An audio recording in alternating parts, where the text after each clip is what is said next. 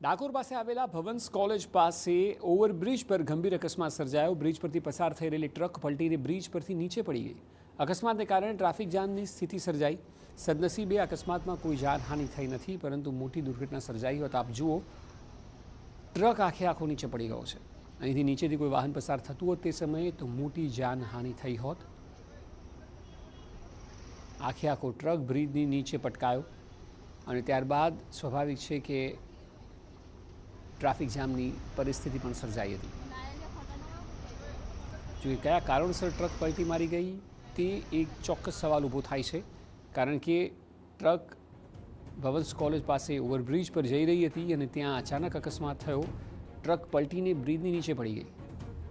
અકસ્માતને કારણે ટ્રાફિક જામની સ્થિતિ સર્જાઈ અને સદનસીબે અકસ્માતમાં કોઈ જાનહાનિ થઈ નથી, પરંતુ ચોક્કસ થોડીવાર માટે લોકોને આશ્ચર્ય થયું હતું કે ટ્રક ઓવરબ્રિજની નીચે પડ્યો કઈ રીતે। એવી કઈ સ્થિતિ સર્જાઈ કે જેને કારણે ટ્રકનું બેલેન્સ ગયું અને ઓવરબ્રિજની નીચે પટકાયો। સારી વાત એ છે કે જાનહાનિ ટળી છે, એટલે કોઈ નુકસાન અહીં જોવા નથી મળી રહ્યું, પરંતુ અચરજ પ્રમાણે તેઓ આ કિસ્સો ચોક્કસ છે। વધુ માહિતી આપી રહ્યા છે સંવાદદાતા ધર્મેન્દ્ર કપાસી। ધર્મેન્દ્ર, જણાવો, જે પ્રકારના દ્રશ્યો છે, ટ્રક નીચે પડી ગયો છે, આખરે શું કારણ જાણવા મળી રહ્યું છે? સૌથી ગંભીર બાબત એ છે કે જે માર્ગ મકાન વિભાગ છે તેમની ગંભીર બેદરકારી, કારણ કે ડાકોર પવિત્ર યાત્રાધામ ના કારણે હજારો લોકો દરરોજ મુસાફરી કરતા હોય છે।